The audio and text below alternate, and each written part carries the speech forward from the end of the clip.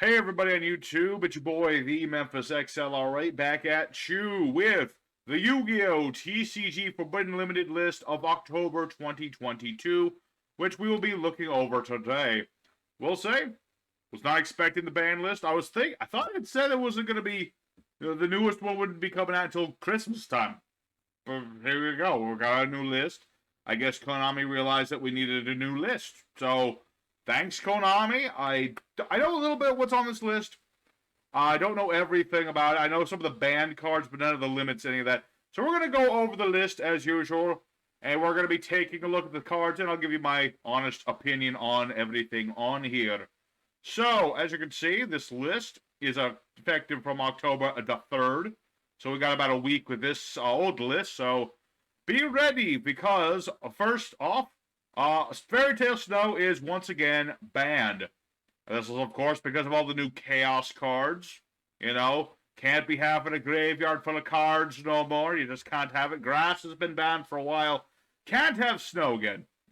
She was there for a while, and I guess Konami decided, she got to go again. No furries allowed. No Fairy Tale Snow. Does it affect the game that much? Not really. Not really. I mean, it's nice to not have her, but having her really wasn't that big of an issue, at least not for me. I never really had that much problem with Snow being at 1, but apparently is issue. Ronan Toaden is an interesting one here. I imagine this has to do with Splites. Splite Frog's fairly powerful deck indeed. And this is an unfortunate one. Splites are too new to be banning things off of them just yet. Ronan Toaden dying does hurt the synergy between the Frogs and the Splites. More to the point, it kind of kills Frogs. Like, without outside stuff, Frogs can't do much. I mean, you still have your Swap Frog, you still have your Dupe Frog, you still have Surface. You can still make totally awesome turn 1. It's just a lot harder to do. So it's a sensible ban if Frogs were like running rampant. I think it's a little harsh, but what do I know? What do I know? Apparently Konami knows more than I do about the ban list. So what else is here? Oh yeah, this is the big one. Halkif Fibrax, the killer of tuners, is now banned. Now, this guy could have been banned a while ago. This guy has been like the bane of just everybody's existence for a while. So many of these cards on this ban list are banned because of Halkif Fibrax. All these tuners and things. Just you can't have them with Halkif Fibrax, and it's just he's an annoying dude. He summons out a tuner when he comes out. You can tag him out for things like Turbo Synchron, draw another card, shoot and Riser Dragon to go into big old Synchro tuner opponent's turn, make Quasar Dragon plays, things like that. So I feel like this guy could have died a long time ago, but now he is finally gone. Halkif Fibrax, too powerful to be in this game. Will this mean an unbanning of some cards in the future? I mean, maybe. I mean, you would assume that would happen now. Like, Low Blow is still clearly banned. Level Eater, well, he's here for an entirely different reason. But Halkif Fibrax being banned, sensible. I don't think it's going to mean that we get Auroradon back, because 0-1 is still a thing. But, I'm fine with Halk being gone. If people want to abuse Shoot and Rise or Dragon, they're going to have to make it on their turn first. So, Halk being banned, I think that'll work just fine. Something I'm not as fancy about is Casserole, the Magical Dragon. Again, a card that makes a lot of sense with all the graveyard shenanigans that have just been rampant nowadays.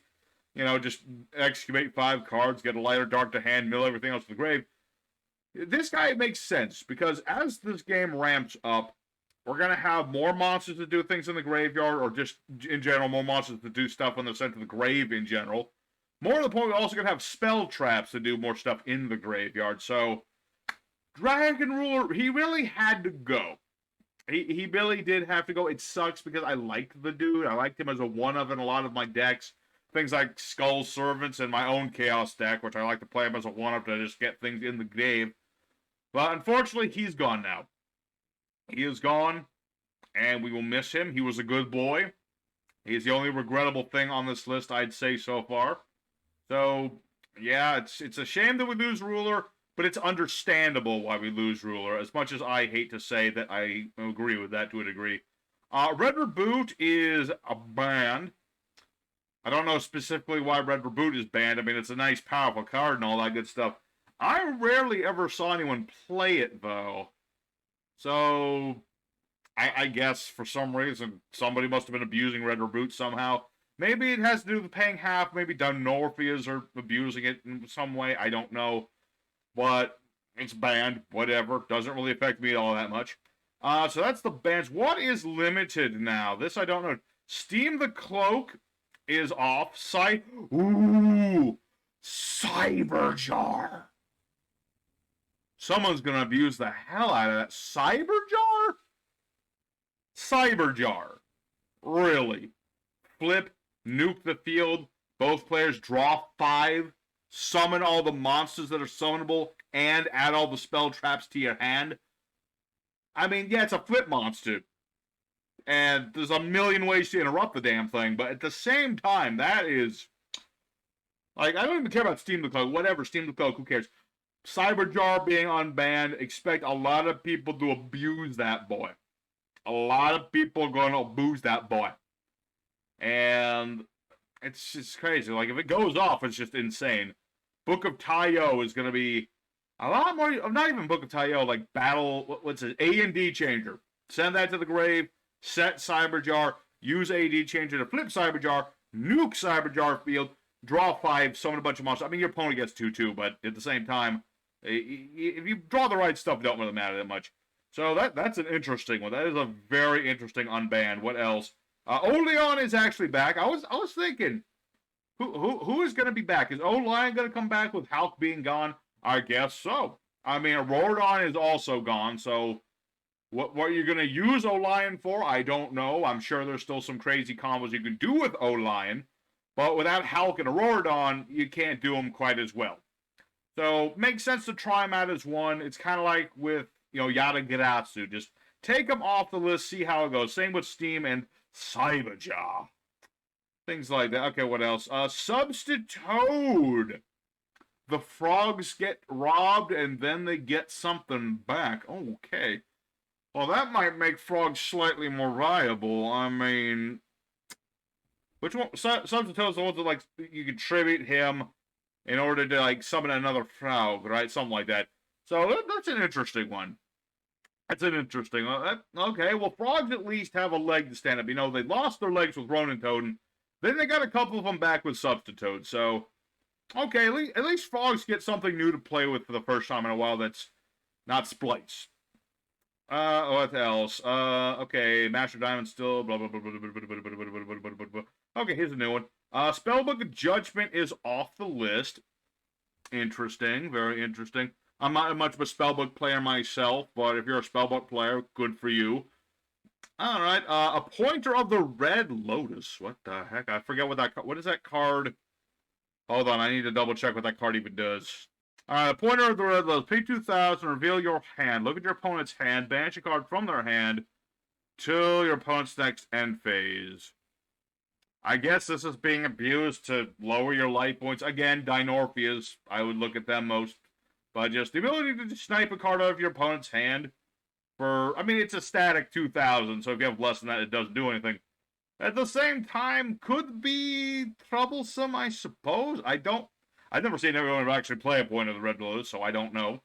But, yeah, Pointer of the Red Lotus is limited. It's interesting. Anything new to the semis? No, pretty much unironic. And so, let's look at the free boys. Who is free? So, Dynamite the True Draco Fighter is off the ban list. That's fine. Ben 10 is off the ban list. Tritrons. Don't care for that one. Riser Dragon is no longer on the list. That makes sense, because now Halka Fibrax is banned, of course, so that makes sense. Fusion Destiny is off the list. I don't really care for that one. Nadir Servant. Dogmaticas are happy for that one being off. Trickster Light Stage. No one's played Trickstars in a while, so sure. Wall of Revealing Light, off the ban list. Nobody plays the darn thing. Alright.